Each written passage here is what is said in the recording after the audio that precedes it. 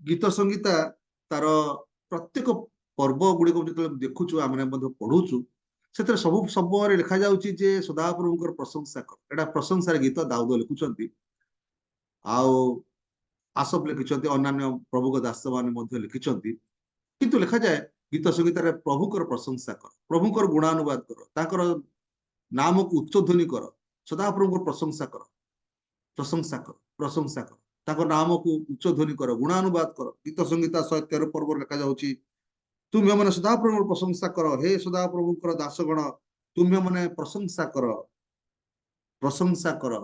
ताकर नाम को प्रशंसा कर लिखा जाउची आज ठारू अनंत काल सदाप्रभुकर नाम धन्य हो सूर्य उदय स्थान ठारू तैर अस्त स्थान पर्यंत सदाप्रभुकर नाम प्रशंसा सदाप्रभु समस्त जगार समस्त स्थान रे प्रशंसित हुए चाहती आज आम रोष्ठा धरे आम सदाप्रभु प्रशंसा करूँ कारण आम प्रशंसा कर आमर विषय रही कारण जो मैंने प्रातः समय उठुचु प्रशंसा करूँ गीत गान करूँ धन्यवाद दौ ताको स्तुति करूँ वंदना करूँ यह हूँ आम कर्तव्य रही आसु आम निज निजक प्रस्तुत रखा सदाप्रभुकर नाम को गुणकीर्तन करवा प्रशंसा करवा गीत गाइबा आज जो दुई भौणी आज आम प्रस्तुत होती प्रशंसा करने निम्ते से अनुरोध करे आमर वर्षा आ पद्मजा भौणी वर्षा और पद्मजा भौणी आज प्रस्तुत अच्छा से आमको प्रशंसा आराधना उपासना द्वारा से आमको पढ़ाई ने आम स्वागत करुचु प्रभु ख्रीष्ट जीशु नाम रे मुझे स्वागत जनाऊँगी आम रियल मिनिस्ट्री तरफ आसी आमको प्रशंसा आराधना द्वारा आम प्रत्येक जन को पढ़ाई नियंतु धन्यवाद स्वागत करवा उपासना रे जग देथिबा प्रत्येक को हमर नमस्कार जनाओ आसंतो एई प्रभात रे उपासना को ईश्वर को निकट रे उत्सर्ग करी हम प्रत्येक ईश्वर को महान नाम को धन्यवाद दो दो किछ गीत गान करिबा संज सकाळे तुमरी नामे मो गाइबी प्रभु मो भजिबी संज सकाळे तुमरी नामे मो गाइबी प्रभु मो भजिबी तुमरी पथरे मो चालिबी तुमरी सेवा करिबी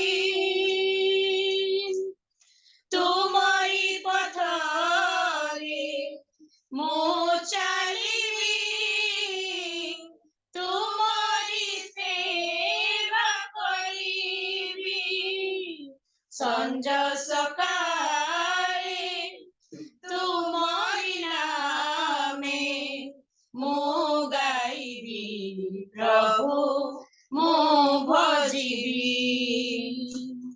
संज सकाळे तुमरी नामे मो गाइबी प्रभु मो भजिबी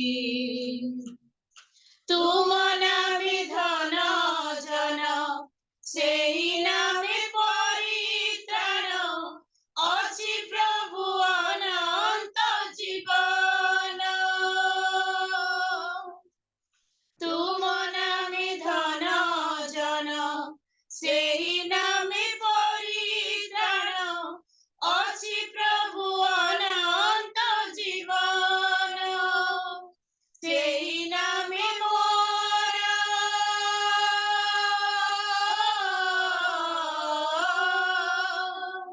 सेही नामे मोर ज्ञान सनमान बढ़ाए मो नीति दिन बढ़ाए मो नीति दिन संज सकाळे तुमरी नामे मो गाइबी प्रभु मो भजिबी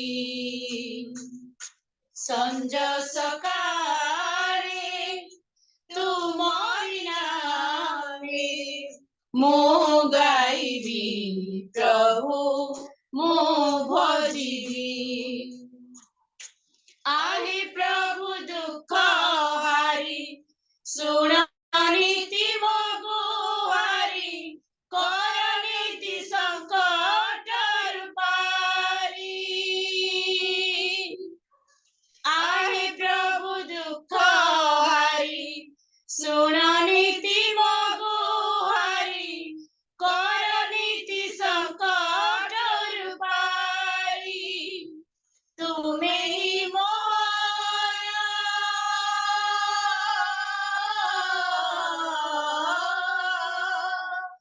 तुम्हें ही मोर जीवन चालक रक्षा कर हे ईश्वर रक्षा कर हे ईश्वर संज सकाळे तुमरी नामे ମୁଁ ଗାଇବି ପ୍ରଭୁ ମୁଁ ଭଜିବି ସଞ୍ଜ ସକାଳେ ତୁମରି ନାମେ ମୁଁ ଗାଇବି ପ୍ରଭୁ ମୁଁ ଭଜିବି ତୁମରି ପଥରେ ମୁଁ ଚାଲିବି ତୁମରି ସେବା କରିବି ତୁମରି ପଥରେ ମୁଁ ଚାଲିବି ତୁମରି ସେବା କରିବି ସଞ୍ଜ ସକାଳେ ତୁମରି ନାମେ ମୁଁ ଗାଇବି ପ୍ରଭୁ ମୁଁ ଭଜିବି ସଞ୍ଜ ସକାଳେ ତୁମରି ନାମେ ମୁଁ ଗାଇବି ପ୍ରଭୁ ମୁଁ ଭଜିବି ମୁଁ ଗାଇବି ପ୍ରଭୁ ମୁଁ ଭଜିବି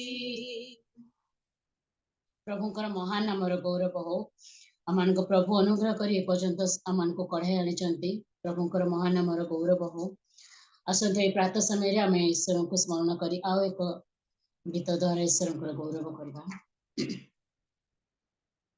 महाप्रभु हे तुमरी पूजा मंदिर बेदी तले महाप्रभु हे तुमरी पूजा मंदिर बेदी तले भक्ति सम कुसुम राशि भक्ति सम कुसुम राशि अरपी चरण तले तुमरी प्रभु हे महाप्रभु हे तुमरी पूजा मंदिर बेदी तले महाप्रभु हे तुमरी पूजा मंदिर बेदी तले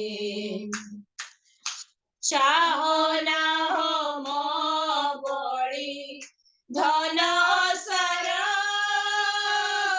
अनुतप्त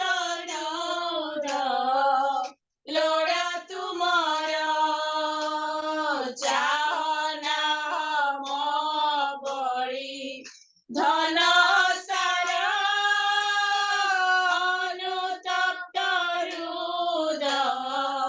लोड़ा तुमार नयन जल नयन जलमो पूजा फूल नीरवे निया हे तोड़ी तुम्हारी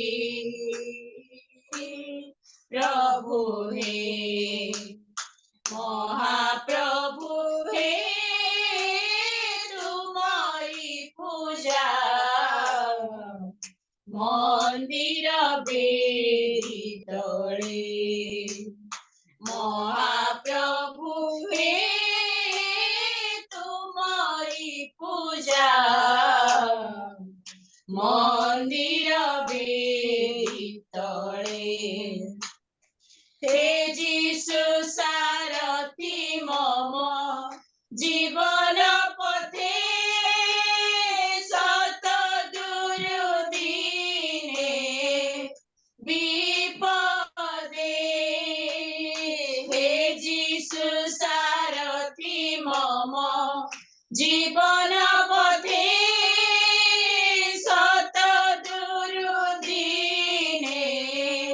विपदे डाकुअछि मोहि अति विकले डाकुअछि मोहि अति विकले उधारी निये कले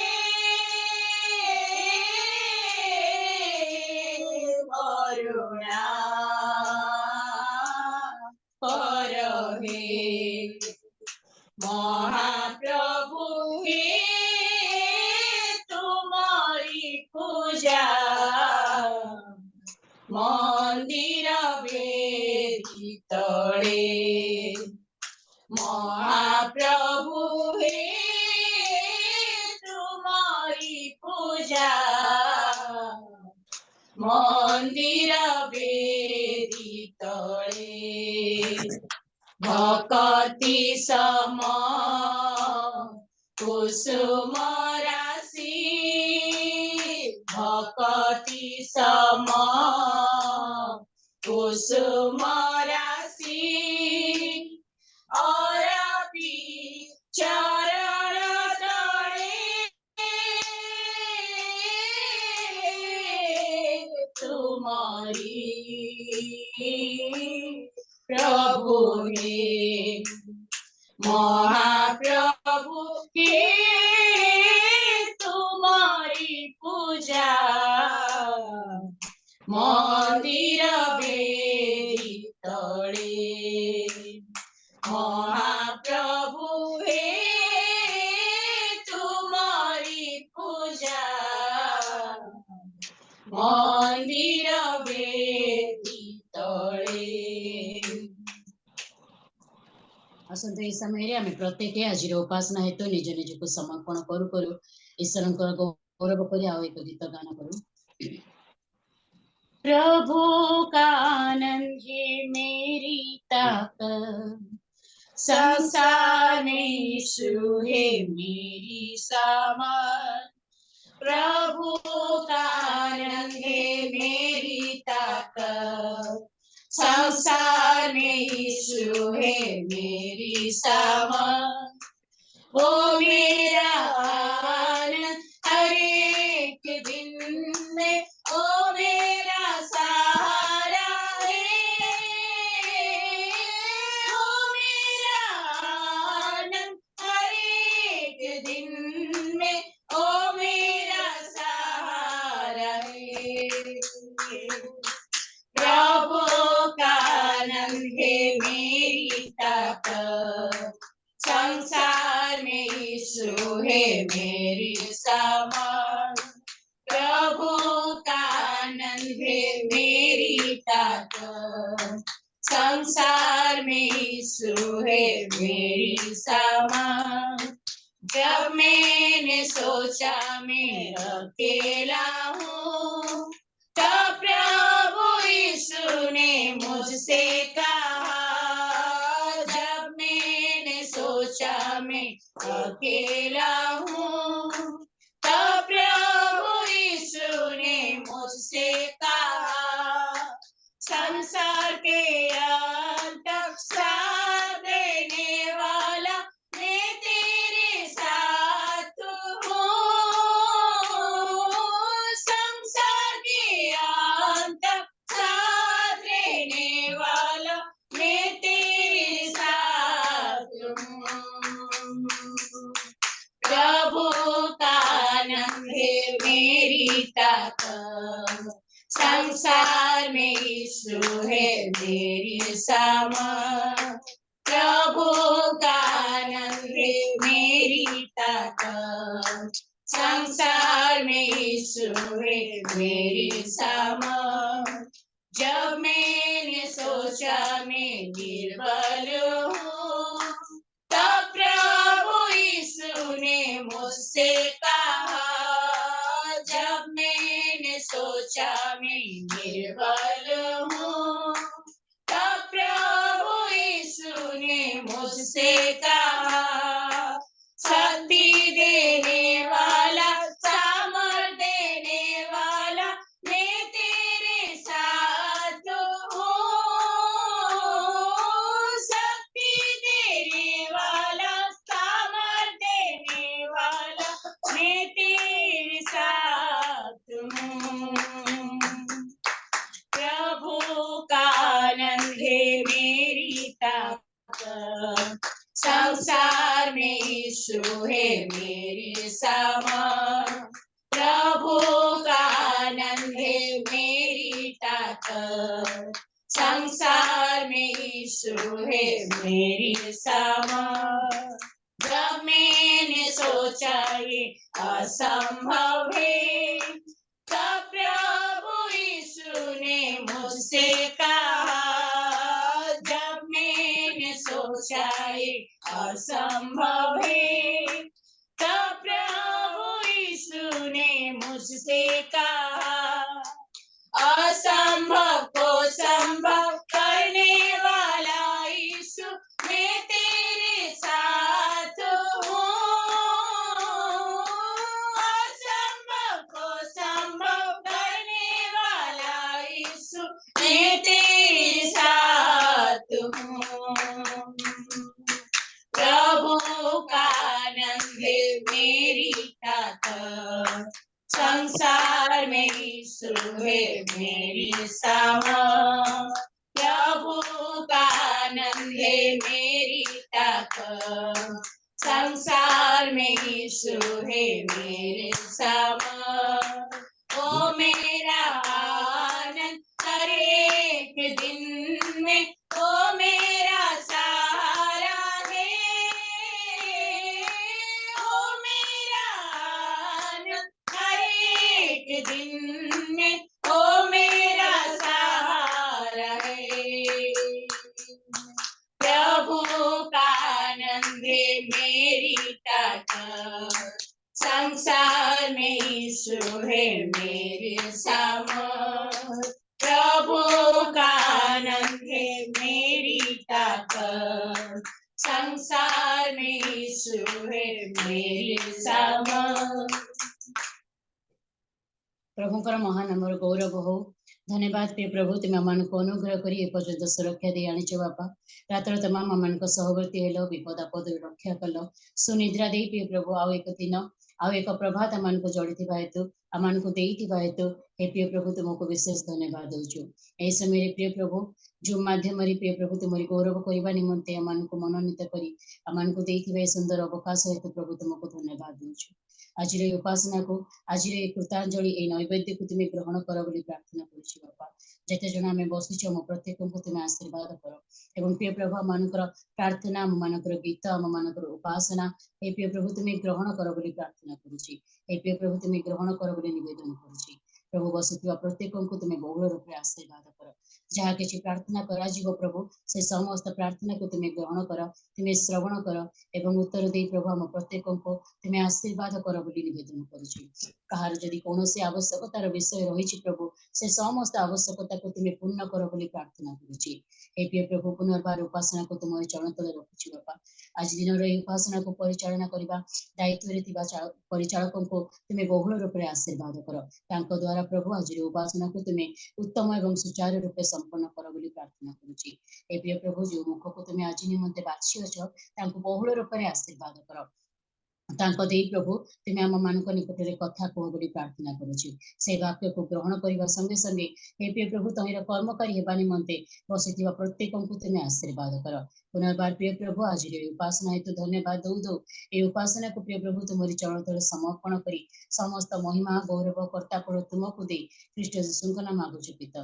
आमेन धन्यवाद समस्त को नमस्कार नमस्कार बहुत धन्यवाद आउ वर्षा और पद्मजा भौणी आमको से वर्शिप माध्यम आराधना माध्यम कड़े नहीं दुई भौणी को विशेष करी मु धन्यवाद दूसरी यहपरी भाव में प्रभुकर स्तुति प्रशंसा करी अन्य मान को प्रभुकर चरण तल निकट आणतु और प्रभुकर प्रशंसा प्रभुकर आराधना प्रत्येक जन को प्रभुकर निकट को कढ़ाई नियंतु यहपरी भाव में गीत और प्रशंसा स्तुति द्वारा प्रभु से दुई जन को आशीर्वाद करंतु प्रभु अनुग्रह करंतु प्रभु तक परिवार को मध्य विशेष करी आशीर्वाद करंतु मोर एति ईश्वर निकट रे कामना आसु आज आमनकर समय हो जाउची आज आसु आमने निज निज को प्रभु को निकट रे समर्पित बा आउ वाक्य सुनिबा कारण वाक्य निहाती आमन को कथा कहि था वाक्य आमन को परिवर्तन करि था वाक्य आमन को सतेज करि था आउ उत्साह प्रदान करि था बल बल मध्य देई था आसु निज निज को प्रभु को निकट रे समर्पित बा आउ आमन को मध्य आज अब्राहम ख्रीष्टदास आज्ञा अच्छी आउ से आमन को वाक्य माध्यम कड़े पूर्वर मु अनुरोध करी आम मध्य जदि हेमलता सुना भौणी अच्छा कि हेमलता सुना भौणी शुणी पार्टी प्रेज द लॉर्ड आपण प्रार्थना करि परिबे हाँ प्रार्थना करिवे आज वक्ता जी अब्राहम ख्रीष्टदास आज्ञा आज प्रभु तांको मुख द्वारा प्रत्येक जन को कथा कहती से प्रार्थना करतु एवं आउ दुई जन सिस्टर वर्षा एवं पद्मजा दुई भौणी तांकर सेवा उपरे आज जो वर्शिप कले तांको प्रभु बहुल प्रचुर भाव आशीर्वाद करतु से परिवार प्रार्थना करेंगे एवं आमर रियल मिनिस्ट्री प्रार्थना रखिए प्रभुकर दास से ब्रह्मपुर यात्रा कर कुशल पहुंचे समस्त सेवा कार्य से निरापद फेरी आस पारे पीटर कर आज्ञा निमंत्रण प्रार्थना रखिए आम समस्त को प्रत्येक डिवाइस को जो प्रभु सुस्थिर रखती से सब विषय गुड़िक नहीं आप प्रार्थना करूँ समस्त को प्रेज द लॉर्ड आज्ञा गोटे रिक्वेस्ट दउची आ परे प्रार्थना कला बेले मो नाती बहुत सीरियस अच्छे आज्ञा हॉस्पिटल रे ताको एडमिट करा हेची आ से ता पई टिके प्रेयर करिवे झाड़ा बांती होते ता नाटा कोन कहले सम्राट आज्ञा ठीक अच्छे प्रेयर करबा धन्यवाद प्रशंसा गौरव संभ्रम तुमर हो बापा तुम्हें दया कल अनुग्रह कल आम को रात्र समस्त मंगल उद्धार कल नूतन प्रभात देखी तुमर गौरव प्रशंसा करने सुजोग देल प्रथम दिन प्रथम मुहूर्त तुमर चरण तले बसी तुमर गौरव प्रशंसा करने निमंते आम को तुम्हें सुंदर सुजोग टे देछ से धन्यवाद देउची आपा धन्यवाद प्रशंसा गौरव संभ्रम तुमर हो हाँ गौरव महाराजा आमने अयोग्य हेले सुधा तुम्हें आम को कौन भाव में हतादर करना बापा तुम्हें आम को आहरी तुमर निकटतर कर तुमरी अनुग्रह आशीर्वाद मंगल दान परिपूर्ण कर धन्यवाद देउची प्रभु आम समस्त पाप अपराध तुम्हें मार्जना कर आम को सुंदर सुंदर श्रम देखा देछ तुमर चरण तल को आसवा निमंते मनोनीत कर धन्यवाद देउची आज दिवस आरंभ शेष पर्यंत सहवर्ती ईश्वर हो बापा प्रार्थना करुचे एते प्रभु विशेष करी प्रभु को आज जो दुई भौणी ଆରାଧନା କରିଛନ୍ତି ପ୍ରଭୁ ବର୍ଷା ପଦ୍ମଜା ସେଇ ଦୁଇ ଝିଅଙ୍କର ସହବର୍ତ୍ତୀ ଈଶ୍ୱର ହୁଅ। ତାଙ୍କର ଜୀବନ ଯାତ୍ରା ପଥରେ ସହବର୍ତ୍ତୀ ଈଶ୍ୱର ହୋଇ ସକଳ ମଙ୍ଗଳରୁ ରକ୍ଷା କର। ସମସ୍ତ ରୋଗ ଦୁଃଖ ସଙ୍କଟ ମୃତ୍ୟୁ ମୁଖରୁ ବଞ୍ଚେଇ ରଖ। ଯୌବନ କାଳୀନ ସମସ୍ତ ଅମଙ୍ଗଳରୁ ଉଦ୍ଧାର କରି ତୁମର ଗୌରବ ନିମନ୍ତେ ବଞ୍ଚାଅ ଏବଂ ବର୍ଦ୍ଧିଷ୍ଣୁ କର ପ୍ରଭୁ। ସେମାନଙ୍କ ଜୀବନ ଦ୍ୱାରା ତୁମେ ଆହୁରି ପ୍ରଭୁ ବ୍ୟବହୃତ ହୁଅ। ତୁମରି ଗୌରବ ତୁମରି ପ୍ରଶଂସା ଯେପରି ସେମାନେ ଜୀବନରେ ବଞ୍ଚୁଥିବା ପର୍ଯ୍ୟନ୍ତ କରି ତୁମର ଗୌରବ ବହନ କରିବାକୁ ପାରିବେ ସାହାଯ୍ୟ କର। ପ୍ରାର୍ଥନା କରୁଛି ପ୍ରଭୁ ଆଜି ତୁମର ଯେଉଁ ପ୍ରିୟ ଦାସଙ୍କୁ ପ୍ରିଜାଇଡିଂର ଦାୟିତ୍ୱ ଦେଇଛ ଆପା, ତୁମେ ତାଙ୍କୁ ଆହୁରି ବୁଦ୍ଧିବଳ ଜ୍ଞାନରେ ପରିପୂର୍ଣ୍ଣ କରି ସମସ୍ତ ଦାୟିତ୍ୱ ସୁଚାରୁ ରୂପେ ତୁଲେଇବା ନିମନ୍ତେ ସାହାଯ୍ୟ କର। ସମସ୍ତ ଜ୍ଞାନ ଊର୍ଦ୍ଧ୍ୱରୁ ପ୍ରଦାନ କର। ପ୍ରାର୍ଥନା କରୁଛି ଏତେବେଳେ ପ୍ରଭୁ ଯେଉଁ ତୁମରି ପ୍ରିୟ ଦାସଙ୍କୁ ଆଜି ତୁମରି ମୁଖ ନିଃସୃତ ବାକ୍ୟ ବଣ୍ଟନ ନିମନ୍ତେ ଦାୟିତ୍ୱ ଦେଇଛ ଆପା, ତୁମେ ତାଙ୍କ ଦ୍ୱାରା ଗୌରବାନ୍ୱିତ ପ୍ରଶଂସନିତ ହୁଅ। ତାଙ୍କ ମୁଖ ଦ୍ୱାରା ତୁମେ କଥା କୁହ ପ୍ରଭୁ। ସମସ୍ତ ବାକ୍ୟ ତୁମରି ମୁଖ ନିଃସୃତ ଅଟେ ବାପା। ଆଉ ସେଇ ତୁମ ମୁଖ ନିଃସୃତ ବାକ୍ୟକୁ ଗୋଟେ ସସୀମ ମନୁଷ୍ୟ ହେଇ ପ୍ରଭୁ ଯେତେବେଳେ ସେ ଏଇ ଜଗତରେ ତୁମର ବାକ୍ୟକୁ ବଣ୍ଟନ କରୁଥିବେ ବାପା, ଅସୀମ ବାକ୍ୟକୁ ସସୀମ ମନୁଷ୍ୟ ଯେତେବେଳେ ବଣ୍ଟନ କରୁଥିବେ, ପବିତ୍ର ଆତ୍ମାଙ୍କର ଉପସ୍ଥିତି ନିହାତି କାମ୍ୟ ଅଟେ ବାପା। ତୁମେ ଦୟା କର, ଅନୁଗ୍ରହ କର, ପବିତ୍ର ଆତ୍ମାରେ ପରିପୂର୍ଣ୍ଣ କରି ତୁମରି ଗୌରବ ପ୍ରଶଂସା କରିବାକୁ ସାହାଯ୍ୟ କର। ପ୍ରାର୍ଥନା କରୁଛି ରିଏଲ ମିନିଷ୍ଟ୍ରି ପାଇଁ। ସମସ୍ତ ବିଷୟ ତୁମେ ଜାଣୁଛ। ରିଏଲ ମିନିଷ୍ଟ୍ରି ମାଧ୍ୟମରେ ଯାହା ସବୁ କାର୍ଯ୍ୟ ସେବା କାର୍ଯ୍ୟ ଚାଲିଛି, ସମସ୍ତ କାର୍ଯ୍ୟ ଉପରେ ତୁମର ବହୁଳ ଆଶୀର୍ବାଦ ଢାଳି ଦିଅ ପ୍ରଭୁ। ଆଉ ଆଗାମୀ ଦିନରେ ଆହୁରି ଆହୁରି ତୁମରି ରାଜ୍ୟ କାର୍ଯ୍ୟ ଯେପରି ବୃଦ୍ଧି ପାଇ ତୁମର ଗୌରବ କରିବାକୁ ପାରିବୁ ସାହାଯ୍ୟ କର। ପ୍ରାର୍ଥନା କରୁଛି ତୁମର ପ୍ରିୟ ଦାସ ହୋଷ୍ଟ ଆଜ୍ଞା ଯାଇଛନ୍ତି ବରଂପୁର, ତୁମେ ତାଙ୍କର ସହବର୍ତ୍ତୀ ଈଶ୍ୱର ହୁଅ। ତାଙ୍କର ଯିବା ଆସିବା ପଥରେ ତୁମେ ସହିତରେ ରହି ତୁମେ ଗୌରବାନ୍ୱିତ ପ୍ରଶଂସନିତ ହୁଅ। ଯେଉଁ କାର୍ଯ୍ୟ ଦ୍ୱାରା ଯାଇଛନ୍ତି ସଫଳତାର ସହ କାର୍ଯ୍ୟ ହାସଲ କରି ଗୃହକୁ ଫେରି ତୁମର ଗୌରବ କରିବାକୁ ସାହାଯ୍ୟ କର। ପ୍ରଭୁଙ୍କ ଆଜି ଦିବସର ପ୍ରତ୍ୟେକଟି କାର୍ଯ୍ୟ ତୁମ ହାତରେ ସମର୍ପଣ କଲି। ଆଜିର ଉପାସନାର ସମସ୍ତ ଦାୟିତ୍ୱ ତୁମ ହାତରେ ସମର୍ପଣ କଲି। ଆମ ପ୍ରତ୍ୟେକଙ୍କୁ ତୁମର ଚରଣ ତଳେ ସମର୍ପଣ କଲି। ଶ୍ରୋତା ମଣ୍ଡଳୀଙ୍କର ସହବର୍ତ୍ତୀ ଈଶ୍ୱର ହୁଅ। ନେଟୱାର୍କ ସ୍ଥିର ରଖ ପ୍ରଭୁ। ସମସ୍ତ କାର୍ଯ୍ୟ ଶାନ୍ତି ଶୃଙ୍ଖଳାରେ ସମାପନ ହେବାକୁ ସାହାଯ୍ୟ କର। ସମସ୍ତ ପ୍ରାର୍ଥନା ନିବେଦନ ତଥା ପୀଡ଼ିତ ପୀଡ଼ିତା ମାନଙ୍କୁ ତୁମର ଚରଣ ତଳେ ସମର୍ପଣ କରି ତ୍ରାଣକର୍ତ୍ତା ପବିତ୍ର ପ୍ରଭୁ ଯୀଶୁଙ୍କ ନାମରେ ମାଗୁଛେ, ଆମେନ୍। ଆମେନ୍ ଆମେନ୍। ପ୍ରଭୁ ଆଶୀର୍ବାଦ କରନ୍ତୁ ଦିଦି। ବିଶେଷ କରି ଆମେ ମଧ୍ୟ ନିଶ୍ଚିତ ଭାବରେ ଆପଣଙ୍କ ପାଇଁ ପରିବାର ପାଇଁ ପ୍ରାର୍ଥନା କରିବୁ। ମୋ ନାତି ପାଇଁ ସମ୍ରାଟ ପାଇଁ ମଧ୍ୟ ନିଶ୍ଚୟ ମାନେ ପ୍ରାର୍ଥନା କରିବା। ପ୍ରଭୁ ସାହାଯ୍ୟ କରନ୍ତୁ, ପ୍ରଭୁ ସୁସ୍ଥ ଦିଅନ୍ତୁ, ତାକୁ ସାହାଯ୍ୟ କରନ୍ତୁ, ଉଠାନ୍ତୁ। ପ୍ରଭୁ ଆପଣଙ୍କୁ ପରିବାରକୁ ବିଶେଷ କରି ଆଶୀର୍ବାଦ କରନ୍ତୁ। ଆପଣ ପ୍ରାର୍ଥନା କରିଛନ୍ତି, ସାହାଯ୍ୟ କରନ୍ତୁ। ଧନ୍ୟବାଦ। ଆସୁ ଆମେ ଏଇ ସମୟରେ ଆମେ ସମୟ ଆସିଯାଇଛି ଆମେ ବାକ୍ୟ ପବିତ୍ର ବାକ୍ୟ ଆମେ ଶୁଣିବା। ଆଉ ସେ ଜୀବନ୍ତ ଆହାର ଆଜି ନେଇ ଆସିଛନ୍ତି ଆମମାନଙ୍କ ମଧ୍ୟରେ ରେଭରେଣ୍ଡ ଅବ୍ରାହମ ଖ୍ରୀଷ୍ଟ ଦାସ ଆଜ୍ଞା। ମୁଁ ପ୍ରଭୁ ଶ୍ରୀକୃଷ୍ଣଙ୍କ ନାମରେ ଏବଂ ରିଏଲ ମିନିଷ୍ଟ୍ରି ତରଫରୁ ମୁଁ ତାଙ୍କୁ ଅନୁରୋଧ କରିବି ଆଉ ସେ ଆମ ମାନଙ୍କୁ ପ୍ରଭୁଙ୍କର ଯୋଉ ବାକ୍ୟ ନେଇ ଆସିଛନ୍ତି ସେ ଆମ ସମସ୍ତଙ୍କୁ ତାହା ପ୍ରଦାନ କରିବେ। ଆସୁ ଆମର ଜୋରଦାର କରତାଳି ଦ୍ୱାରା ଆମେ ତାଙ୍କୁ ସ୍ୱାଗତ କରିବା।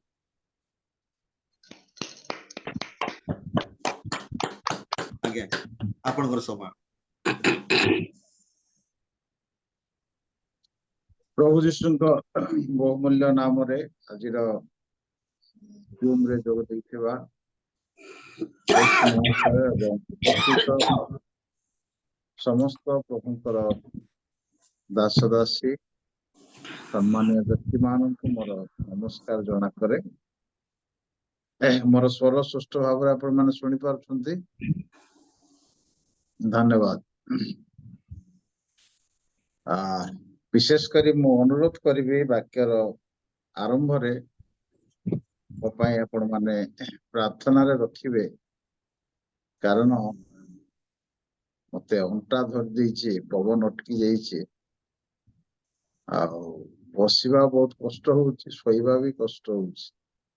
ଯେହେତୁ ମୁଁ ଆଗରୁ ହଁ କହିଦେଇଥିଲି, ବାଧ୍ୟ ହେଇ ମୁଁ ବସିଛି, ନହେଲେ ଆଜି ଚର୍ଚ୍ଚ ବି ମୁଁ କରିପାରିବି କି ନାହିଁ ମୋ ପାଇଁ ସନ୍ଦେହ। ପ୍ରାର୍ଥନା ରଖନ୍ତୁ ଯେପରି ପ୍ରଭୁ ଅନୁଗ୍ରହ ଦେବେ। ବହୁତ ବହୁତ ପେନ୍ ହଉଛି।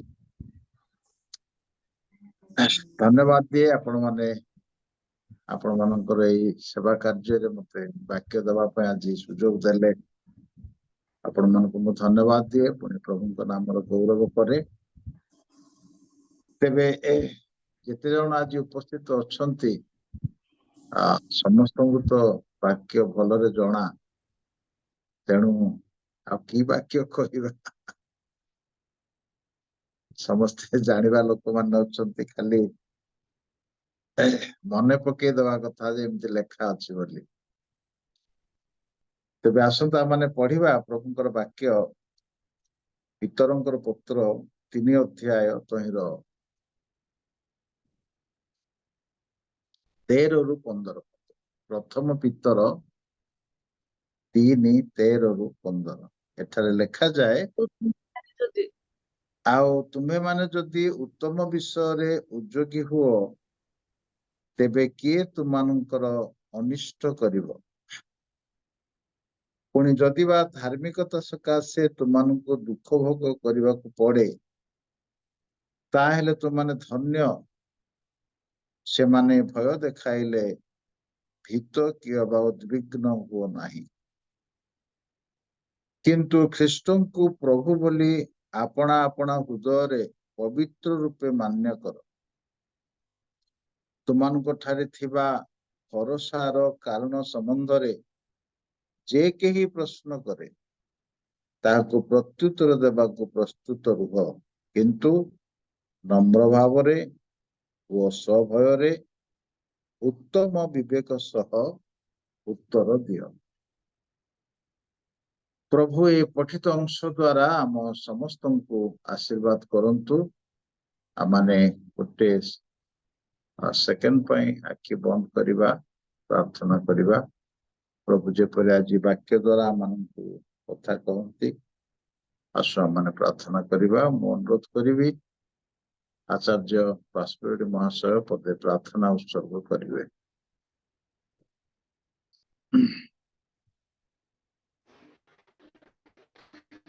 ଆସନ୍ତୁ ପ୍ରାର୍ଥନା କରିବା।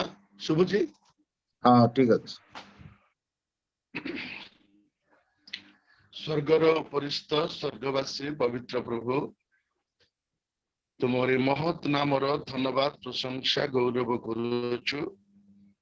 ଅନୁଗ୍ରହ କରି ରିଏଲ ମିନିଷ୍ଟ୍ରି ମାଧ୍ୟମରେ ଏ ପ୍ରାପ୍ତ ସମୟରେ ଆମ ତୁମ ନିକଟବର୍ତ୍ତୀ ହେବାକୁ ଦେଇଛ, ସେଥିପାଇଁ ତୁମ ଧନ୍ୟବାଦ କରୁଛି। ଏହି ସମୟରେ ତୁମର ପ୍ରିୟ ଦାସ ପ୍ରଭୁ ବାକ୍ୟ ପରିବେଷଣ ପାଇଁ ଉଭା ହେଇଛନ୍ତି।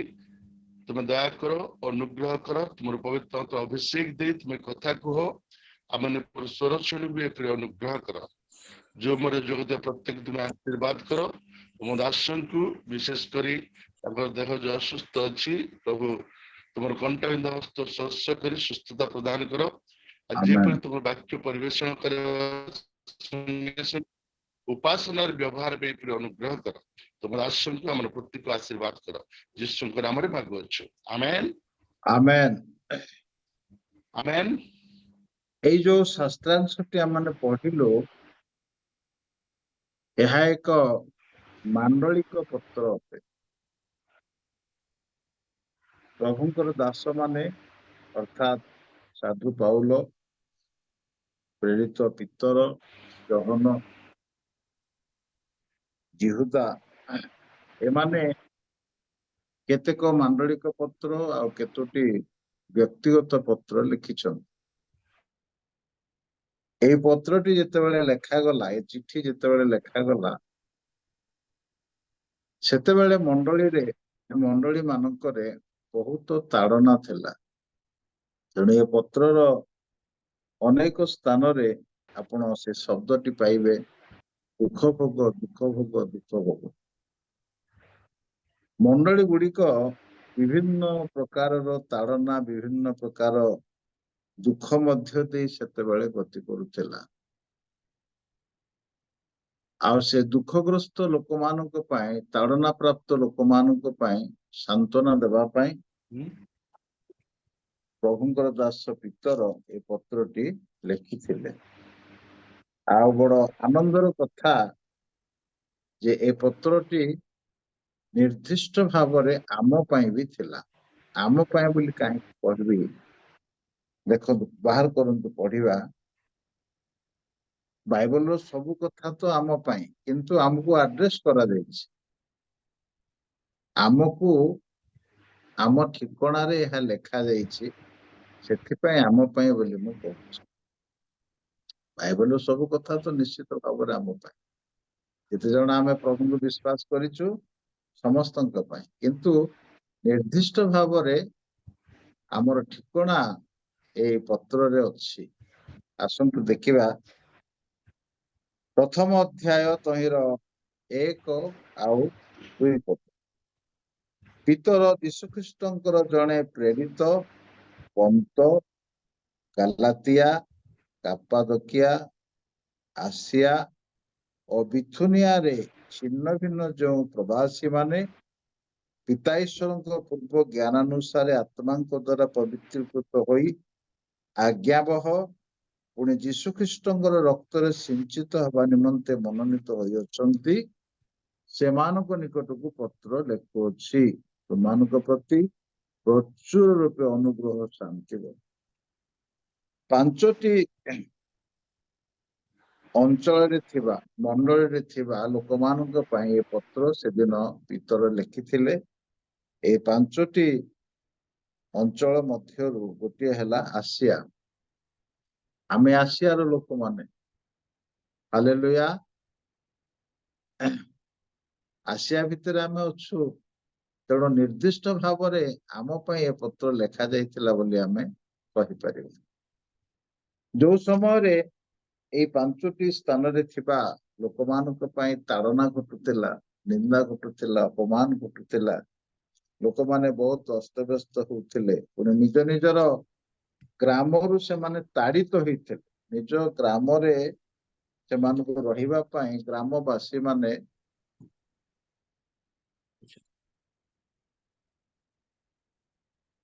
ଗ୍ରହଣ କଲେ, ନିଜ ଗ୍ରାମରୁ ସେମାନଙ୍କୁ ବାହାର କରିଦିଆଯାଇଥିଲା।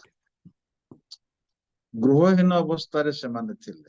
ଯଦି ସେମାନଙ୍କର ପାରିପାର୍ଶ୍ବିକ ଅବସ୍ଥା ଆମେ ଚିନ୍ତା କରିବା, ବହୁତ ନିରାଶରେ ଥିଲେ, ବହୁତ ଦୁଃଖରେ ଥିଲେ, ସମସ୍ୟାର ଭିତରେ ମାନସିକ ଚାପରେ ସେମାନେ ଥିଲେ।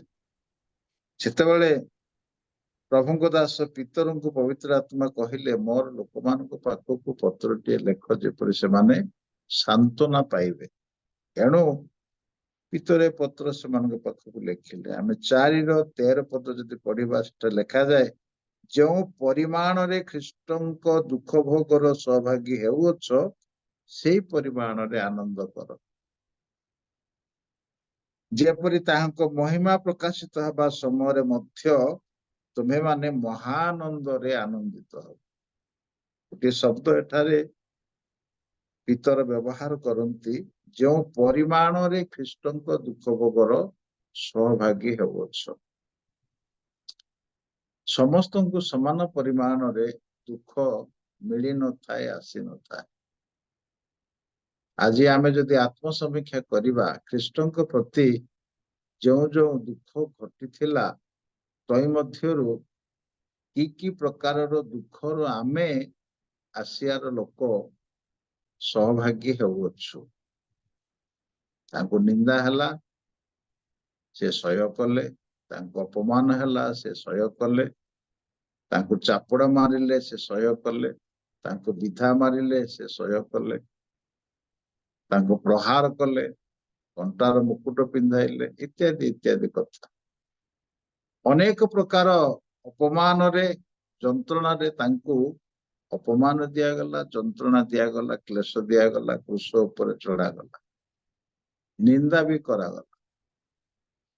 ତେଣୁ ଆଜି ଆମ ପାଇଁ ପ୍ରଶ୍ନ ଯେ ମୁଁ କେଉଁ ପରିମାଣରେ ଖ୍ରୀଷ୍ଟଙ୍କ ଦୁଃଖ ଭୋଗର ସହଭାଗୀ ହୁଏ, ଆଉ ଯେତେବେଳେ ମୁଁ ଦୁଃଖ ଭୋଗର ସହଭାଗୀ ହୁଏ, ସେତେବେଳେ ମୁଁ ଆନନ୍ଦ କରେ କି ନା ଯିଏ ମତେ ଦୁଃଖ ଦିଏ, ଯିଏ ମତେ ନିନ୍ଦା କରେ, ଯିଏ ମତେ ଅପମାନ କରେ, ଯିଏ ମୋର କ୍ଷତି ପାଇଁ ମନ୍ତ୍ରଣା କରେ, ମୁଁ ମଧ୍ୟ ତା ପାଇଁ କିଛି ଜାଲ ତିଆରି କରେ।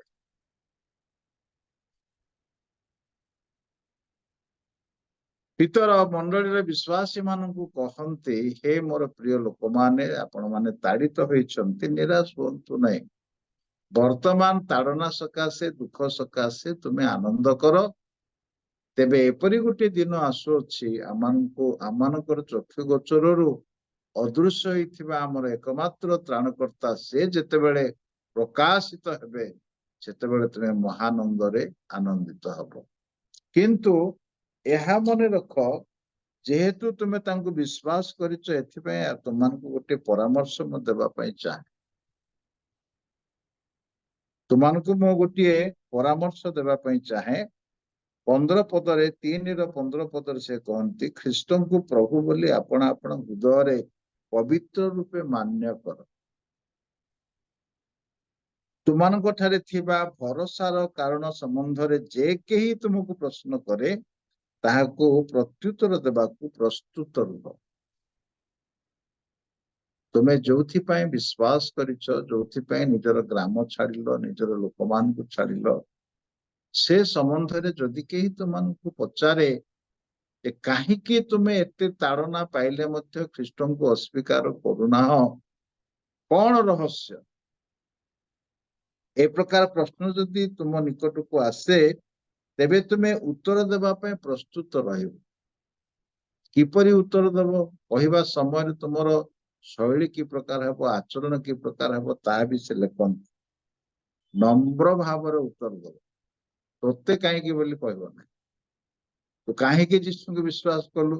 ନମ୍ର ଭାବରେ, ସଭୟରେ, ଉତ୍ତମ ବିବେକ ସହ ଉତ୍ତର ଦେବ, ଯେପରି ସେମାନେ ତାହା ଶୁଣିବା ଦ୍ୱାରା ସେମାନଙ୍କ ଅନ୍ତରରେ ପ୍ରଭୁ କାର୍ଯ୍ୟ କରି ପ୍ରଭୁଙ୍କୁ ଗ୍ରହଣ କରିବାର ଭାବ ସେମାନଙ୍କ ଅନ୍ତରରେ ସୃଷ୍ଟି ହେବ। ତେବେ ଆସୁ ଆମମାନଙ୍କର ଆଜିର ଆଲୋଚନାର ମୂଳ ପ୍ରସଙ୍ଗ ହେବ, ଆମର ଭରସାର କାରଣ କଣ? ଯଦି କେହି ଆମକୁ ପ୍ରଶ୍ନ କରେ ଯେ ତୁମେ କାହିଁକି ଖ୍ରୀଷ୍ଟଙ୍କୁ ବିଶ୍ୱାସ କରିଅଛ, ତାଡ଼ନା ପାଇଲେ ବି, ଅପମାନ ପାଇଲେ ବି, ସବୁ ପ୍ରକାର କ୍ଷତି ସହ୍ୟ କଲେ ବି ତୁମେ ଖ୍ରୀଷ୍ଟଙ୍କୁ ଅସ୍ୱୀକାର କରିବାକୁ କାହିଁକି ଚାହୁଁନାହଁ? ବିଶ୍ୱାସରେ ଅଟଳ ରହିବା ପାଇଁ କାହିଁକି ତୁମେ ଦୃଢ଼ ପଦକ୍ଷେପ ନେଉଛ? କାରଣ କଣ? ଯଦି କେହି ପ୍ରଶ୍ନ ଆମକୁ ପଚାରେ, କଣ ଆମର ଉତ୍ତର ହେବ? ଏପରି ଅନେକ ଅଛନ୍ତି ଯୋଉମାନଙ୍କର ଭରସା ନାହିଁ। ପିତର ଏବଂ ପାଉଲୋସ ସେମାନଙ୍କର ପତ୍ରରେ ଲେଖନ୍ତି, ପ୍ରଥମ ଥେସଲୋନିକୀୟ 4:13 ଆଉ ଏଫେସୀ 2:12, ପୁଣି ଆଇବ 8:13-14, ଏଗୁଡାକ ଯଦି ଆମେ ପଢିବା, ସେଠାରେ ଭରସାହୀନ ଲୋକମାନଙ୍କ କଥା ଲେଖାଯାଏ। ପ୍ରଥମ ଥେସଲୋନିକୀୟ 4:13, ଏଫେସୀ 2:12, ଆଇବ 8:13-14। ଏପରି ଅନେକ ଲୋକ ଅଛନ୍ତି ଯୋଉମାନଙ୍କର ଭରସା ନାହିଁ, ଭବିଷ୍ୟତର ଭରସା ନାହିଁ। ବର୍ତ୍ତମାନ ଜଗତ ପାଇଁ ସେମାନଙ୍କର ଭରସା ଥାଇପାରେ, ମୃତ୍ୟୁ ପରେ ଯାହା ଘଟିବ ସେ ଭରସା ସେମାନଙ୍କର ନାହିଁ। କିନ୍ତୁ ପ୍ରଭୁଙ୍କ ନାମର ଗୌରବ ହଉ, ମୃତ୍ୟୁ ପରେ ଯାହା ଘଟିବାକୁ ଯାଉଅଛି ସେଥିପାଇଁ ଆମର ଭରସା ଅଛି। କରିନ୍ଥୀୟ ମଣ୍ଡଳୀକୁ ସାଧୁ ପାଉଲ ତାଙ୍କର ପ୍ରଥମ ପତ୍ର 15:19 ପଦ ଲେଖନ୍ତି, ଯଦି କେବଳ ଏହି ଜୀବନ ନିମନ୍ତେ ଆମେମାନେ ଖ୍ରୀଷ୍ଟଙ୍କ ଠାରେ ଭରସା ରଖିଅଛୁ, ତାହେଲେ ସମସ୍ତ ମନୁଷ୍ୟ ଠାରୁ ଆମେ ଦୁର୍ଭାଗା। ଭଲରେ ଖାଇବା, ଭଲରେ ପିନ୍ଧିବା, ଭଲରେ ରହିବା, ସମ୍ମାନ ପାଇବା, ମର୍ଯ୍ୟାଦା ପାଇବା, ଲୋକ ସମସ୍ତେ ଆମକୁ ତାଳି ମାରିବେ, ପ୍ରଶଂସା କରିବେ, ଯୁଆଡେ ଗଲେ ମଧ୍ୟ ଆମର ସୁନାମ ହବ। କେବଳ ଏଥିପାଇଁ ଯଦି ପ୍ରଭୁଙ୍କ ଉପରେ ନିର୍ଭର କରୁଛୁ, ପ୍ରଭୁଙ୍କ ଠାରେ ପ୍ରାର୍ଥନା କରୁଛୁ, ପ୍ରଭୁ ଆଜି ଦିନ ସାରା ତୁମେ ମୋର ସହବର୍ତ୍ତୀ ହୁଅ, ମତେ ଅମଙ୍ଗଳ ରକ୍ଷା କର, ମୋର ଯାହା ପ୍ରୟୋଜନ ଯୋଗାଅ, ମତେ କୌଣସି ସ୍ଥାନରେ ଅପମାନିତ ହେବାକୁ ଦିଅ ନାହିଁ, ପରମେଶ୍ୱର ଏହା କରନ୍ତି, ସତ କଥା। ଆଉ କେବଳ ପାର୍ଥିବ ଜୀବନ ନିମନ୍ତେ ଯଦି ପ୍ରଭୁଙ୍କ ଠାରେ ଆମେ ଭରସା ରଖିଛୁ, ପାଉଲ କହନ୍ତି ସବୁ ମନୁଷ୍ୟ ଠାରୁ ଆମେ ବଡ ଦୁର୍ଭାଗା ଲୋକ। କେତେ ବଡ ମହତ୍ୱପୂର୍ଣ୍ଣ କଥା ସେଦିନ କରିନ୍ଥିୟ ମାନଙ୍କ ପାଖକୁ ପାଉଲ ତାଙ୍କ ପତ୍ରରେ ଲେଖିଲେ ଆଉ କହିଲେ।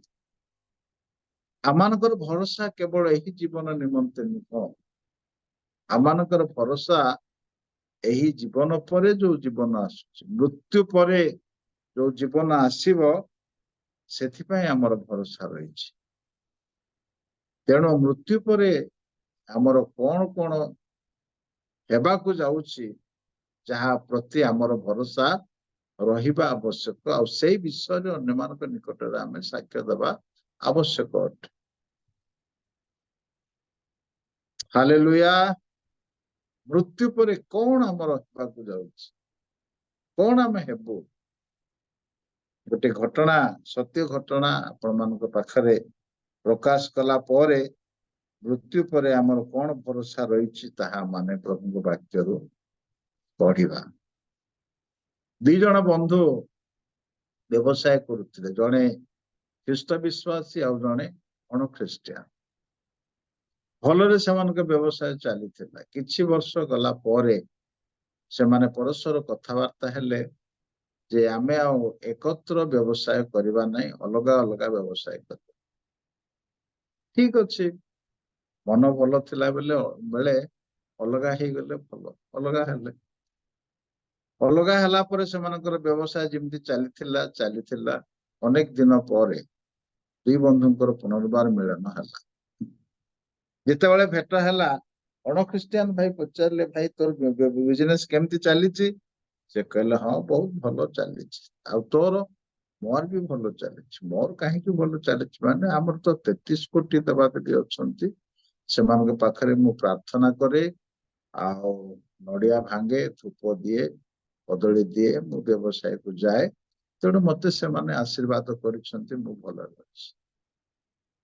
ଯେତେବେଳେ ଖ୍ରୀଷ୍ଟିଆନ ବନ୍ଧୁ କହିଲେ, ଭାଇ ମୁଁ ଯୋଉଥିପାଇଁ ପ୍ରାର୍ଥନା କରେ, ତୁମେ ସେମିତିଆ ପ୍ରାର୍ଥନା ତୁମର ଦେବାଦେବୀଙ୍କ ମାନଙ୍କ ପାଖରେ କରିପାରିବ ନାହିଁ।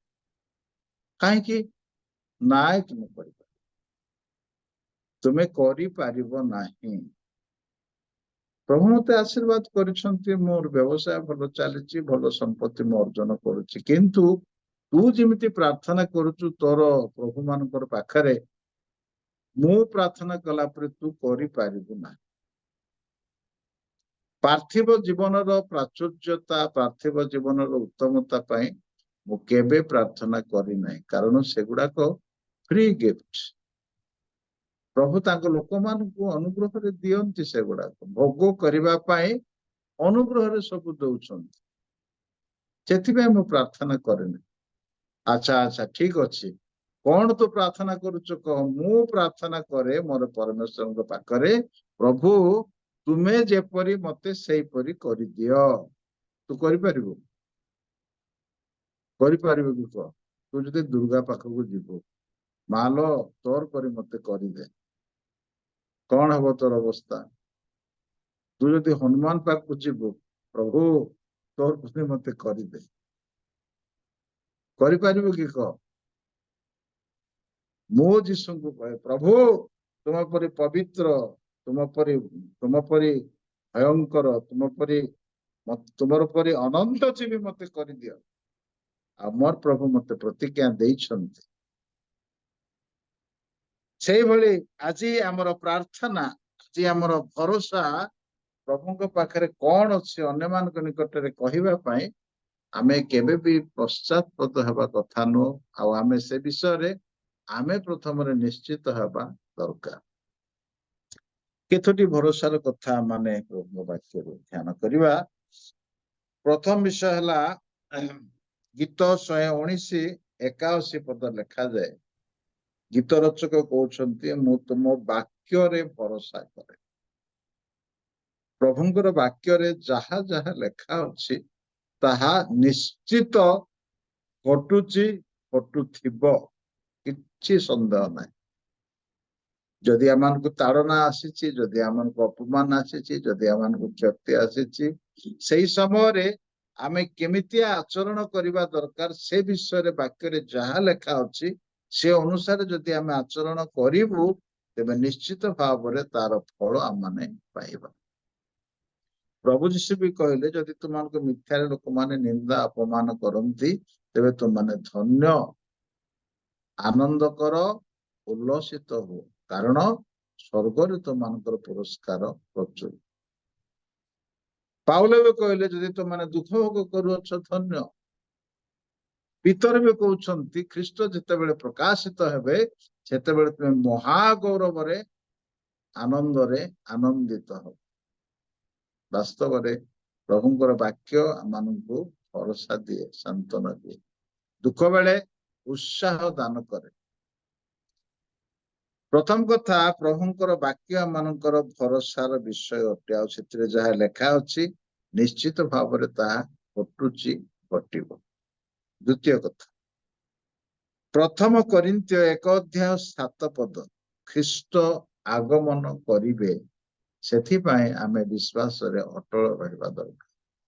କରିନ୍ଥୀୟ ମାନଙ୍କୁ ପାଉଲ କହିଲେ ଖ୍ରୀଷ୍ଟଙ୍କର ଆଗମନର ଅପେକ୍ଷାରେ ତୁମେ ରହି ନାନା ପ୍ରକାର ଦାନ ଗୁଡିକ ପ୍ରାପ୍ତ ହୁଅଛ।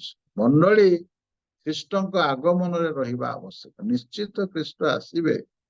ପ୍ରେଜ୍ ଦ ଲର୍ଡ, ହାଲେଲୁୟା। ଖ୍ରୀଷ୍ଟ ଆସିବେ ବୋଲି ଯୋଉମାନେ ଭରସା କରିଛନ୍ତି, ଆଗମନ ନିମନ୍ତେ ତୈଳ ନେଇଥିବା ବୁଦ୍ଧିମାନ ସ୍ତ୍ରୀ ମାନଙ୍କ ପରି ସଚେତନ ରହିବା ଦରକାର, ପ୍ରସ୍ତୁତ ରହିବା ଦରକାର। ଆଗମନର ଅପେକ୍ଷାରେ ଅଛି ବୋଲି ଯଦି କେହି ସଚେତନ ହବ ନାହିଁ, ଜାଗ୍ରତ ହବ ନାହିଁ, ସେଇ ଯୋଉ ମାଥ୍ୟୁ 24 ଅଧ୍ୟାୟରେ କେତୋଟି ସତର୍କ କଥା ଲେଖା ଅଛି। ପ୍ରଭୁଙ୍କର ଆଗମନ ସମୟରେ ବିଶେଷତଃ 3ଟି ବିଷୟରେ ଆମମାନେ ଜାଗ୍ରତ ହେବା କଥା। ପ୍ରଥମ କଥା ଲେଖାଯାଏ ସାବଧାନ ହେବ, ମାଥ୍ୟୁ 24 ଅଧ୍ୟାୟର କଥା। ତୁମେ ସାବଧାନ ହେବ, କେଉଁ କେଉଁ ବିଷୟରେ ସାବଧାନ ହେବ? ତୁମେ ପ୍ରସ୍ତୁତ ହବ, କେଉଁ କେଉଁ ବିଷୟରେ? ତୁମେ ଜାଗ୍ରତ ହବ, କେଉଁ କେଉଁ ବିଷୟ? ମାଥ୍ୟୁ 24 ଅଧ୍ୟାୟରେ ବହୁତ ସୁନ୍ଦର ଭାବରେ ପ୍ରଭୁ ବ୍ୟାଖ୍ୟା କରିଛନ୍ତି। କେଉଁ ବିଷୟରେ ସାବଧାନ ହବ, କେଉଁ ବିଷୟରେ ପ୍ରସ୍ତୁତ ହବ, କେଉଁ ବିଷୟରେ ଜାଗ୍ରତ ହବ। ଆଗମନର ଅପେକ୍ଷାରେ ଆମେ ରହିବାକୁ ହବ, କାରଣ ତାହା ଆମର ଭରସା। ତୃତୀୟ କଥା, ମୃତ ମାନଙ୍କର ପୁନରୁତ୍ଥାନ ନିଶ୍ଚିତ, ଏହା ମାନଙ୍କର ଭରସା। ପ୍ରେରିତ 23 ଅଧ୍ୟାୟ 6 ଲେଖାଯାଏ। ପ୍ରେରିତ 23:6 ମୃତ ମାନଙ୍କର ପୁନରୁତ୍ଥାନ ନିଶ୍ଚିତ। ଯେହେତୁ ଆମେ ପ୍ରଭୁଙ୍କୁ ବିଶ୍ୱାସ କରିଛୁ, ପୁନରୁତ୍ଥାନ ଦିନ ପୁନରୁତ୍ଥାନ ସମ୍ବନ୍ଧୀୟ କଥା କୁହାଯାଏ। ପୁନରୁତ୍ଥାନର ନିଶ୍ଚିତ ଜ୍ଞାନ ଆମର କେତେ ଅଛି? ଯଦି କାହାର ପୁନରୁତ୍ଥାନର ନିଶ୍ଚିତ ବୋଧ ଶକ୍ତି ଅଛି, ତେବେ ସେ ମୃତ ବ୍ୟକ୍ତି ପାଇଁ କେବେ ମଧ୍ୟ ନିରାଶ ହବ ନାହିଁ, କେବେ ନାହିଁ। ଥରେ ଜଣେ ଅଣଖ୍ରୀଷ୍ଟିଆନ ଭାଇ ତାଙ୍କର ସାଙ୍ଗ ସହିତ ଗୋଟେ ଖ୍ରୀଷ୍ଟିଆନ ସାଙ୍ଗ ସହିତ ଗୋଟେ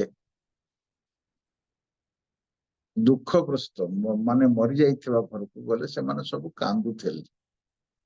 ସେ ୟାଙ୍କୁ ପଚାରିଲେ ତୁମର ବାକ୍ୟରେ ତ ଲେଖା ଅଛି ଯେ ଯୀଶୁଙ୍କୁ ବିଶ୍ୱାସ କରିଅଛି ସେ ମୃତ୍ୟୁକୁ ଅତିକ୍ରମ କରି ଜୀବନରେ ପ୍ରବେଶ କରିଛି, ତେବେ ଏମାନେ କାହିଁକି କାନ୍ଦୁଛନ୍ତି? ମୁଁ କିଛି ବୁଝିପାରୁନାହିଁ। ତେବେ ଅଣଖ୍ରୀଷ୍ଟିଆନ କହୁଛନ୍ତି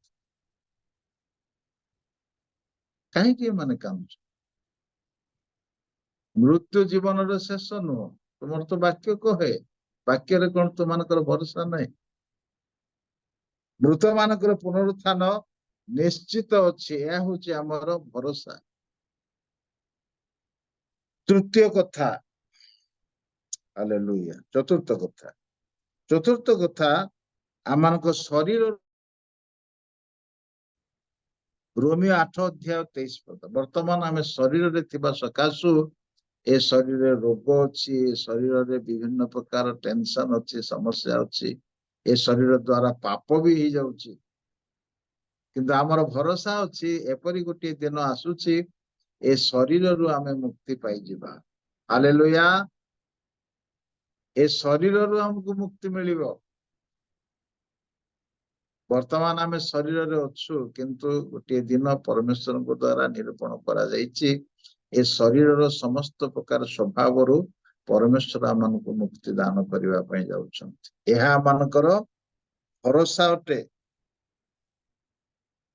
ପ୍ରଥମ ଯୋହନ 1:2 ଆଉ 3 ପଞ୍ଚମ ବିଷୟ। ଏ ଶରୀରକୁ ସେ ରୂପାନ୍ତରିତ କରିଦେବେ। ସେଦିନ ଯୋହନ ତାଙ୍କ ପତ୍ରରେ ବିଶ୍ୱାସୀ ମାନଙ୍କୁ ଲେଖିଲେ, ବର୍ତ୍ତମାନ ଆମେ ଈଶ୍ୱରଙ୍କ ସନ୍ତାନ ଅଟୁ, ଏହା ସତ। ଆମେ କଣ ହେବା ତାହା ଏପର୍ଯ୍ୟନ୍ତ ପ୍ରକାଶିତ ହେଇନାହିଁ, କିନ୍ତୁ ଆମେ ଜାଣୁ ଯେ ଯେତେବେଳେ ସେ ପ୍ରକାଶିତ ହେବେ ଆମମାନେ ସେହିପରି ତାହାଙ୍କୁ ଦର୍ଶନ କରିବା। ସେ ଯେପରି ଆମେ ସେହିପରି ତାଙ୍କୁ ଦର୍ଶନ କରିବା। ଏହା ହଉଛି ଆମର ଭରସା। ତାଙ୍କ ପରି ଆମେ ହେବୁ ଆଉ ତାଙ୍କୁ ଦର୍ଶନ କରିବୁ। ଏଇ ଭରସା, ଏଥି ସକାଶେ ଆମେ ଖ୍ରୀଷ୍ଟଙ୍କୁ ଗ୍ରହଣ କରିଛୁ, ଖ୍ରୀଷ୍ଟଙ୍କୁ ବିଶ୍ୱାସ କରୁଛୁ। ଷଷ୍ଠ ବିଷୟ, ତିତସ 1:2 ଲେଖାଯାଏ, ପିତା ପରମେଶ୍ୱର ଆମମାନଙ୍କୁ ପ୍ରତିଜ୍ଞା କରିଛନ୍ତି ଯେ ସେ ଆମମାନଙ୍କୁ ଅନନ୍ତ ଜୀବନ ଦାନ କରିବେ। ଏହା ଆମର ଭରସା ଅଟେ। ହାଲେଲୁୟା। ଆମମାନଙ୍କୁ ସେ ଅନନ୍ତ ଜୀବନ ଦାନ କରିବେ। ଯୋଉମାନେ ଯୀଶୁଙ୍କୁ ବିଶ୍ୱାସ କରିନାହାନ୍ତି, ଯୀଶୁଙ୍କୁ ଗ୍ରହଣ କରିନାହାନ୍ତି, ସେମାନଙ୍କ ନିମନ୍ତେ ଅନନ୍ତ ଜୀବନ ନାହିଁ। ବଡ ଆନନ୍ଦର କଥା, ଉତ୍ସାହର କଥା, ଖୁସିର ସମ୍ବାଦ ଯେ ଆମେ ଅନନ୍ତ ଜୀବନ ପାଇବୁ। କେବେ ଜୀବନ ଶେଷ ହେବ ନାହିଁ। ପରମେଶ୍ୱରଙ୍କ ସହିତ ଆମେ ଅନନ୍ତ କାଳ ରହିବୁ। ସପ୍ତମ ବିଷୟ, ପ୍ରଥମ ଥେସଲୋନିକୀୟ 2:19 ଏବଂ 20 ପରମେଶ୍ୱର ଆମମାନଙ୍କୁ ମୁକୁଟ ଦେବା ପାଇଁ ଯାଉଛନ୍ତି। କେତେ ଗୌରବର। ପ୍ରେଜ୍ ଦ ଲର୍ଡ। ଆମର ଭରସା ଯେ ପରମେଶ୍ୱର ଆମମାନଙ୍କୁ ମୁକୁଟ ଦେବେ, ପୁରସ୍କାର ଦେବେ।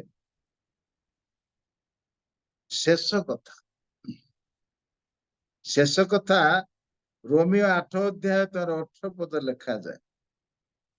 ରୋମିଓ 8:18 ପାଉଲ କହନ୍ତି, ଆମମାନଙ୍କ ପ୍ରତି ଯେଉଁ ଗୌରବ ପ୍ରକାଶିତ ହବ ତା ତୁଳନାରେ ବର୍ତ୍ତମାନ କାଳର ଦୁଃଖ ଭୋଗ କିଛି ନୁହେଁ। ଆମର ଭରସା ଅଛି, ଆମେ ଯେତେ ଅପମାନିତ ହଉ, ଯେତେ ନିନ୍ଦିତ ହଉ, ଯେତେ କ୍ଷତିଗ୍ରସ୍ତ ହଉ ଖ୍ରୀଷ୍ଟଙ୍କ ପାଇଁ, ସେ ସବୁ ଆମ ନିମନ୍ତେ ମହା ଗୌରବ ସାଧନ କରୁଅଛି।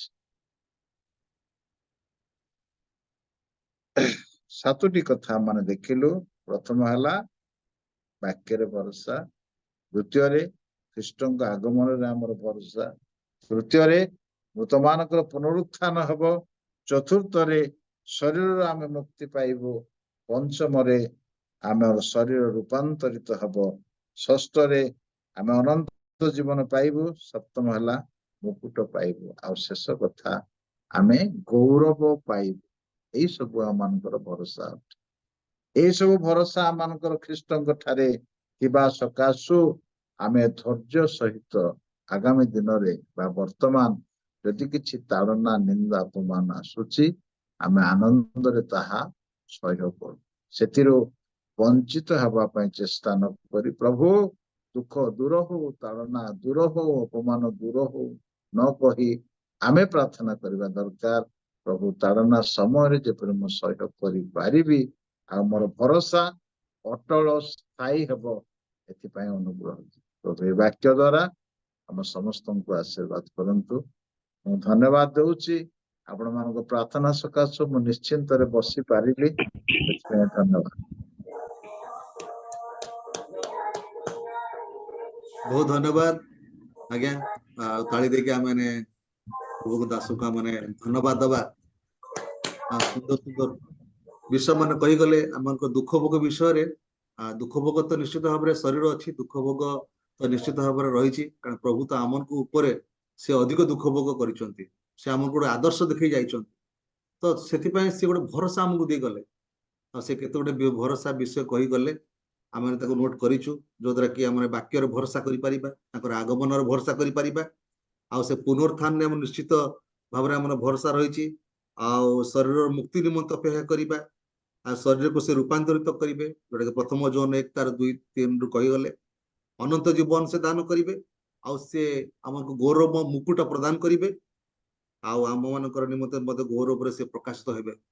ଏ ସମସ୍ତ ଭରସା ସେ ଆମକୁ ଦେଇ ଯାଇଛନ୍ତି, ଆଉ ଆମେ ମାନେ ଏଇ ଭରସାରେ ଅପେକ୍ଷା କରୁ ତାଙ୍କର ଆଗମନକୁ। ଆମେ ଧୈର୍ଯ୍ୟ ଧରିବା, ଆମେ ସାହସ ଆମକୁ ପ୍ରଭୁ ଦେଇଛନ୍ତି। ପ୍ରଭୁ ସେଇ विश्व गुड़िक दे आमको आज प्रातः समय दास द्वारा कथा कहते प्रभु महान को धन्यवाद दिए जदिव शरीर अनेक कष्ट रही अंटार कष्ट रही तथापि से बसिकी आम सम्मुख में अनेक समय धरी बसिकी से आम को वाक्य देले प्रभु महान को धन्यवाद दे प्रभु तांको आशीर्वाद करतु व्यवहार करतु मंडली रे विभिन्न स्थान मान जूम रे आसंता दिन गुड़िक व्यवहार करतु प्रभु साहाय्य करतु आशीर्वाद आशीर्वाद करतु आज्ञा बहुत धन्यवाद आज्ञा प्रभु आपणकर समस्त दायित्व नियंतु प्रभु साहाय्य करतु आशीर्वाद करतु आसु आमने निज निज को प्रभु निकट रखिबा समर्पण करी माने प्रार्थना करिबा वाक्य सुना जाइछि वाक्य निमंते मु अनुरोध करिबि आमनक मध्यरे प्रमोद परिचय आज्ञा अछंती आ से वाक्य